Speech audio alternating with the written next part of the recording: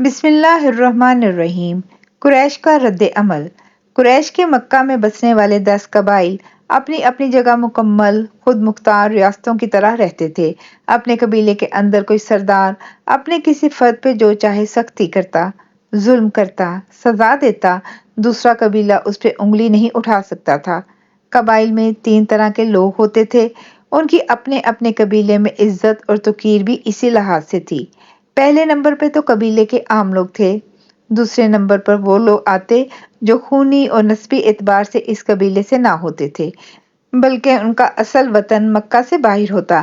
قبیلے کے تیسرے نمبر پہ انتہائی حقیر گنے جانے والے لوگ اس قبیلے کے غلام ہوتے۔ ان کا اصل وطن بھی بہت دور ہوتا، مگر وہ دنیا کی دوسری اشیاء یا جانوروں کی طرح منڈیوں سے خرید کے لائے گئے ہوتے۔ غلاموں کی قیمت ان کی شکل و صورت، عمر اور صحت کے لحاظ سے 150 سے 600 درہم تک ہوا کرتی تھی۔ غلاموں کی حیثیت انسانوں سے کہیں کمتر جانوروں کی طرح تھی۔ قریش کے نسلی قبیلوں کے افراد، حلیفوں اور غلاموں کے علاوہ مکہ میں ایک طبقہ اور بھی تھا۔ وہ تھا 360 بتوں کے پروہت۔ یہ پروہت یا مذہبی رہنما عموماً قریش والوں کے حلیف تھے۔ باہر کی بستیوں سے وہاں آ کر ڈیرا ڈالے بیٹھے تھے، مگر انہوں نے کمال ہنرمندی، چالاکی اور مکاری سے قریش والوں کی زیادہ تر دولت مذہبی رسومات کی ادائیگی کے نت نئے طریقوں اور بہانوں سے سمیٹ رکھی تھی۔ یہ مکہ کی اکانومی میں سب سے زیادہ مالی استحصال کرنے والے لوگ تھے۔ اب اس سارے پس منظر میں آقا صلی اللہ علیہ وآلہ وسلم کا صفحہ پہ اعلان سب سے زیادہ انہی پروہتوں کے سر پہ بجلی کی طرح گرا۔ ان کی تو ساری معیشت، ساری لوٹ مار لوگوں کی ان بے سروپا مذہبی رسومات کی ادائیگی کی وجہ سے تھی۔ وہ کیسے آسانی سے یہ سب مان لیتے، کیسے اقرار کرتے کہ ان سارے بتوں اور ان سے وابستہ لوٹ مار کے طریقوں کی کوئی حیثیت نہیں۔ خدا صرف ایک ہے جو کچھ لیتا ہی نہیں، صرف دیتا ہے۔ کیونکہ یہ مذہبی پیشوا خود تو مزاحمت کی طاقت نہیں رکھتے تھے، ان کی ساری قوت مکے کے رئیس لوگ تھے، جنہیں یہ ورگلا کے آقا صلی اللہ علیہ وآلہ وسلم کے پیغام کو خوفناک بنا کے دکھانے لگے۔ کوئی مذہبی پیشوا ابو سفیان بن حرب کو بھڑکانے لگا، کوئی خود کو ابو الحکم کا مغالطہ رکھنے والے کم عقل ابو جہل کو گمراہ کرنے میں جٹ گیا۔ یوں کرتے کرتے ان مذہبی پیشواؤں نے آقا صلی اللہ علیہ وآلہ وسلم کے پیغام حق کے خلاف قریش کے امراء کو اپنے بغض میں رنگ لیا۔ ان کے پاس مکہ کے امراء کو آقا صلی اللہ علیہ وآلہ وسلم کے پیغام سے بدظن کرنے کا سب سے آسان طریقہ یہ تھا کہ یہ انہیں کہنے لگے، یہ آپ کے آباء و اجداد کے طریقوں سے الگ بات کرتے ہیں، ایک خدا کی بات کرتے ہیں، صرف ایک واحد خدا کی۔ آباء و اجداد ہمارے کیا بیوقوف تھے؟ ہم اپنے اجداد کا دھرم کیسے چھوڑیں؟ اپنے بزرگوں اور ان کے طور طریقوں کا احترام بہرحال سب قبائل میں موجود تھا۔ اسی نکتے کو ان مذہبی پیشواؤں نے مکہ کے شرفاء کے ذہنوں میں راسخ کر دیا۔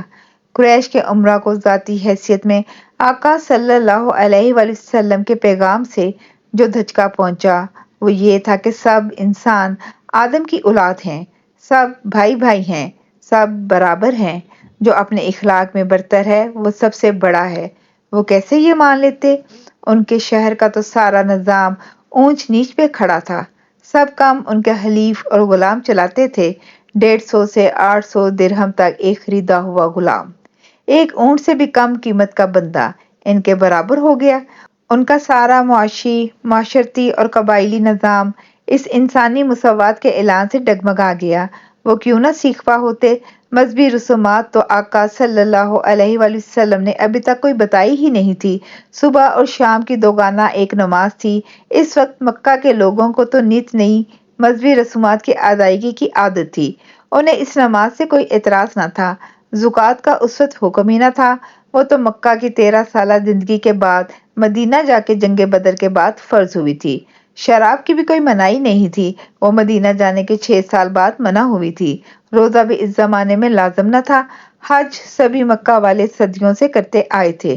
جہاد کے لیے بھی کوئی اجازت نہ ملی تھی۔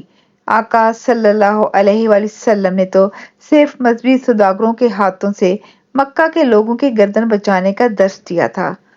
انہوں نے اسی لیے آقا صلی اللہ علیہ وآلہ وسلم اور ان کے ماننے والوں کے لیے لفظ صوبی یعنی لادین کا فتویٰ دے دیا۔ آقا صلی اللہ علیہ وآلہ وسلم کے پیغام حق میں جنت اور دوزخ کی بات تھی، مرنے کے بعد پھر سے پیدا ہونے کا ذکر تھا۔ یہ فلسفہ مکہ کے رئیس لوگوں کے لیے ناقابل قبول تھا۔ وہ کیسے یہ مان لیتے کہ ان کی زندگی کا پل پل کہیں لکھا جا رہا ہے اور مرنے کے بعد ان سے حساب لیا جائے گا۔ وہ تو خود کو ہر حساب کتاب، ہر امتحان اور ہر آزمائش سے بالا تر سمجھتے تھے۔ پھر جن کے پاس دنیاوی وسائل تھے وہ سمجھتے تھے کہ جنت ان کی یہی ہے۔ اس جنم میں جن کی دسترس ہے ان کے سب اعمال کمتر اور کمزور لوگوں کے استحصال کرنے کے باعث ان کے لیے چمکدار اور شان و شوکت بھرے تھے۔ آقا صلی اللہ علیہ وآلہ وسلم کا یہی پیغام مکے کے مسکین، کمزور، غلاموں اور سہمے ہوئے حلیف ہنرمندوں کے لیے ایک زبردست کشش رکھتا تھا۔ وہ سب لوگ جنہیں زندگی کے اس جنم میں آسانی نہ ملی، انصاف نہ ملا، کشادگی نہ ملی، صحت نہ ملی، حسن نہ ملا، عزت نہ ملی، ان سب کے لیے آئندہ کی زندگی کے تصور میں ایک گوشۂ عافیت تھی۔ انہیں اچانک احساس ہونے لگا کہ ان کے صالح اعمال، نیک نیتی، بھلائی، انسان دوستی، برداشت اور صبر کا کبھی تو انعام ملے گا۔ بعد کے جس حساب کتاب سے قریش کے ظالم امرا منکر تھے، غلاموں اور قریش کے ہنرمند و حلیفوں کے لیے اسی پیغام میں ایک عالیشان وعدہ تھا۔ جاری ہے۔ جزاک اللہ خیر۔